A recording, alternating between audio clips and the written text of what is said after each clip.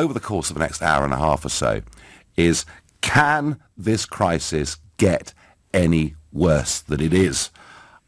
I have to say, for my money, I think that it probably can. And you'll know, if you listen to me during the week, on Wednesday and Thursday, I was very, very critical of a royal couple who appear to want to have their cake and eat it. They want the titles, the houses, the security, the money, and yet at the same time they want to spend 6 months of the year, or whatever it may be, living out on Vancouver Island and no doubt spending lots of time in Los Angeles. I think this is a really, really bad situation. And I have to say, you know, Prince Harry was born to great wealth, to great privilege, but also born to duty. I think he's turned his back on it. Some think that's a very hardline view. But whatever I think, let's speak to somebody who really has studied the royal family for decades. And I'm going to introduce you this morning, Phil Dampier. He's royal commentator and author of Royally Suited, Harry and Meghan in Their Own Words. Phil, good morning. Welcome. Good morning, Nigel. To LBC. Now, tomorrow, yes, there will be the Sandringham Summit. The Queen will be there. Prince Charles will be there. William will be there. Harry will be there. We're told that the Duchess will be on a conference call to them from Canada. Do you think, just given where we are now, there is a prospect of broad agreement and peace breaking out at Sandringham tomorrow? Well, to be a fly on the wall there tomorrow, or indeed a corgi under the table, Nigel. I mean, it must be absolutely incredible. But I think it's absolutely extraordinary. Will the Queen and Charles and William have a go at Harry, or will they have a go at him? Or will he phone a friend, as you say? Will he phone Meghan? And with the time difference, I think it might be quite difficult for her to get involved. And I'd be surprised if she did actually get involved, in all seriousness. I think this was a question yesterday that the press asked and said, might she phone in? And they said she might phone in. But I doubt if she will, to be honest. But it is critical. It reminds me of the 1990s when we had the formation of the Way Ahead group. Now, you remember we had the Anna Srivelas when we had the separation of Charles and Diana, and also of Andy and Fergie. And that formed the Way Ahead group, where Prince Philip was very much at the head of the family at the time, and they had these regular meetings and plotted a way forward, and one of those resulted in the opening up of Buckingham Palace and also paying income tax. I think if Philip was 20 years younger... All of which actually worked in a way. It did work in the end, so it actually did them some good. It gave them a bit of a kick up the backside, and it actually helped them to modernise. So that, in a funny sort of way, this might help them to modernise. But as you said, I think it's going to be very, very difficult to be half in and half out, what you might call a soft Mexit or a hard Mexit. And that is going to be the problem. You know, are they going to be able to keep the perks, keep the security, and at the same time go off to the States or go off to Canada and make money? And that's going to be the real problem. Now that the Queen doesn't like loose ends. That's why she wants to fix this at a pace, they've called it. They want to fix it in days rather than weeks. But I'm not sure that's going to be possible. I think there's going to have to be a lot more negotiations behind the scenes. And you talked about, you know, how they're going to relate to each other. I mean, it was extraordinary, wasn't it? Front page of today's Sunday Times. Prince William on Harry and Meghan. I've put my arm around my brother all of our lives. I can't do it anymore. No, well, that's what a friend is telling the Sunday Times that he said, and I can understand. And of course, a lot of people think that this whole problem stems back to when William queried Harry when Meghan first came on the scene and said, "You sure you're not rushing into this? You know, you sure this is the right one for you?" And he took offence at that, and that was the beginning of the problems. Let's just go back a little bit, and let's talk about some happier stuff, shall we? Because, I mean, you know, you wrote this book a couple of years ago, Royally Suited, Harry and Meghan, in Their Own Words. And, you know, we're also told that the Duke of Edinburgh questioned Harry as to whether this was a wise... there was a suggestion that Philip, in one of his typical moments, said, "You don't actually marry American actresses. You date them, but you don't actually marry them."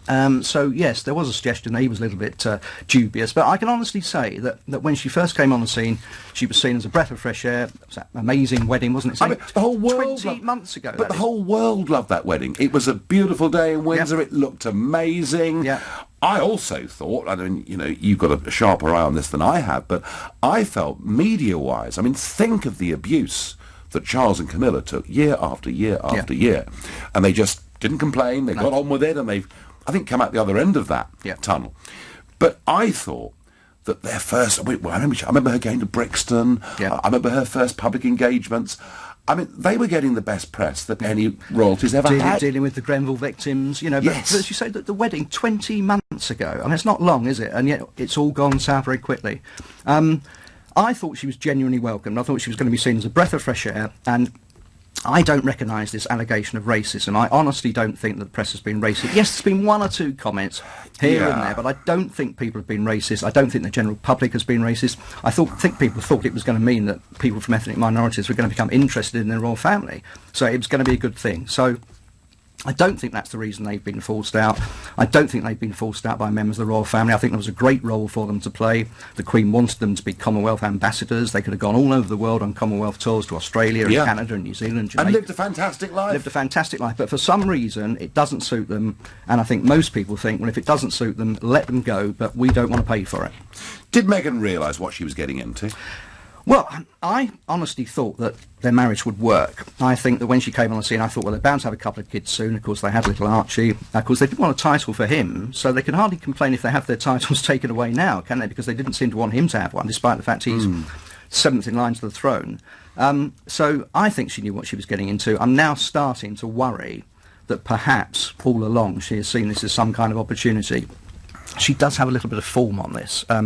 She was married before, only for a couple of years, and then when she landed the role in Suits in Canada, she just dumped her husband, and a lot of friends, her first husband, a lot of friends were very, very shocked by that and thought she was quite hard and quite callous. So you do wonder whether at the back of her mind she's been planning something like this all along. You saying that, would not the royal family have done some pretty in-depth vetting of who she was? Well, I think they did do some vetting, and I think this, as I say, this comes back to the core of it, that William did in fact query it and said, is this a wise move? And actually gave a bit of advice from Princess Diana, their mother, and said, you know, when I got married to Prince Charles, we hardly knew each other, and so was it a wise thing? But, you know, he was determined. He's obviously deeply in love with her. Some would say besotted with her, but deeply in love with her, and I think he's now genuinely torn between his family, his royal family, and her. And it's a very difficult one for him. And what he was born to. What he was born to. You talk about the sense of duty. I'm surprised, to be honest, that because of his experiences in Afghanistan and the terrible things that he saw, and because he started up the Invictus Games when he saw injured servicemen, so you'd think he'd have a greater sense of perspective. He's got the Invictus Games coming up which, by May. the way, has been a roaring success. A fantastic success. That's probably his greatest achievement so far, and I'm sure he will continue with that. But you wouldn't think he'd be quite so thin-skinned about stuff that's said about him in the press. You'd think he'd have a little bit more armour plating around him. So I'm quite surprised that he's that sensitive. But clearly, he's had some demons that he's been dealing with for many, many years, and he admitted as much in 2017, around about the 20th anniversary of Diana's death. And I think initially Meghan brought some of that out of him deep down. She encouraged him to sort of think about, you know, confront some of these demons. That wasn't necessarily a bad thing, but it's probably gone a little bit too far.